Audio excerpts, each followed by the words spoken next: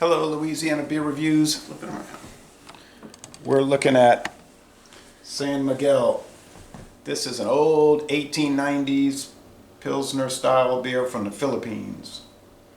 Well, I had San Miguel when I was in the Navy on a Mediterranean cruise, and we were all over Italy, France, and that area. It was a locally pitched beer. I didn't know if it was from there or not. I had no idea. I was like 18, 19, and they were just like, oh yeah, San Miguel, it's a local beer like Budweiser here. But they would preserve this beer in formaldehyde. So you had a wicked hangover at the end of the day. Oh, wow. Alright, so I'm pretty sure this one is not. So we're going to go ahead and crack this open and taste it. It says it's a pale Pilsner. A friend of mine was in the U.S. Army and stationed in Vietnam in 1970 and 71, and he said they had a lot of that over there. It's 5% alcohol, and this is coming in at the ever popular 11.2. Not popular with me. It's been years since I've had San Miguel, and my memory of it was not so favorable. I did like the dark version, San It Miguel. comes in these pretty cool looking tiered bottles, and the only other beer I know that comes in these same vessels is the Duval. Oh yeah, Duvel has a similar type bottle. That little devil. I thought this San Miguel Dark was pretty good. This one I thought it had strange off flavor. And the San Miguel Red Horse Lager I love. That's the 8% strong one, but I haven't seen it in Louisiana ever. Well, this is the one I've only ever tasted this one before. You never had the dark or the No. Red Horse. Okay. Because when you're 18 and you're drinking beer, you drink beer-colored beer, not anything that's off-colored. So, like, let's say in 1984, when you were in the Navy, y'all weren't drinking a lot of, like, hazy IPAs. There was no such thing as a hazy I'm just kidding. IPA. And it was just these or Dunkels, and that's about it. And So- some German beers we didn't know much about. Nice little frothy off-white head. The appearance is what? Golden? Golden. Yeah. Golden. It's a typical looking Pilsner beer. It's a little darker than the American ones, which would be your Bud Lights. Yeah. I remember Those the guys. GK Skaggs importers.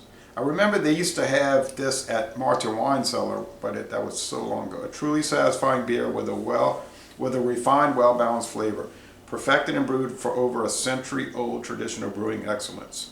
1890. Okay, we get a history lesson today, kids. Awesome. Okay, so back to the beer.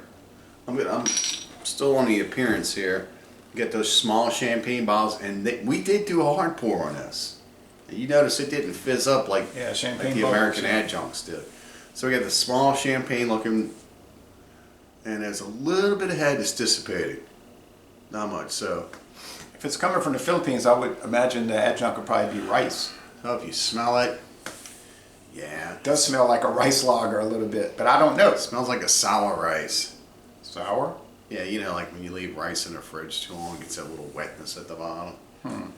I never left it in the fridge too long. All right, let's go, but I think I know what you're talking about. Yeah, let's go ahead and give it a taste.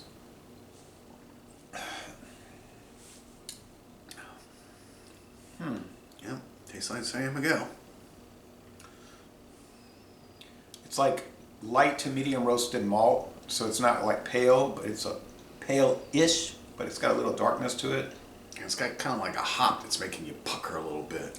The grassy Slightly, hops, yeah. Hallertar type Well, it's- hops, noble hops. It's different than the other ones that we're used to, say like in Heineken or a couple of those lighter German ones that we've been doing lately. This one's more kind of a puckierness that you get out of it. It's got a nice sweet flavor though. It's sweet. It's got breadiness or cracker, maybe like a soda cracker, and it's got the grassy hops, but bitter, nah. No, It's not really a Pilsner. They're usually a little more bitter, like a Pilsner Urquell or something, but it's... It has a the hop just kind of takes over the whole flavor profile. Find that? Yeah. Light to medium body and a pretty crisp finish. If I was looking to drink a 5% beer, and I would be a lot, in my life. This would be one to reach for, considering the price would be good. I guess we don't get the good prices in the United States. In the Philippines, it's probably... I picked this up at Dornax for $1.99 on a single. So I would assume that they're probably selling 6-packs for probably 10. Yeah. In the Philippines itself, they probably about $5.99, $6.99 a 6-pack, you would think. Yeah, probably a nickel 95. Don't even pay any mind to that, folks. All right, I like it. It's way better than the last time I tried it, but it could have been a case where I wasn't used to it 7, 8 years ago when I had it. It is good. Something like that. Maybe There's, I didn't get there's a no fresh version. there's no formaldehyde in it this time around. Hey, I'm glad. I've never tried a beer with that in there that I'm aware of. But somebody was saying that about the Red Horse Lager.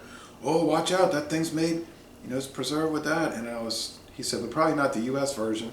And I was like, what? Because the Red Horse Lager the Red Horse beer I bought in Homestead, Florida. Southwest of Miami.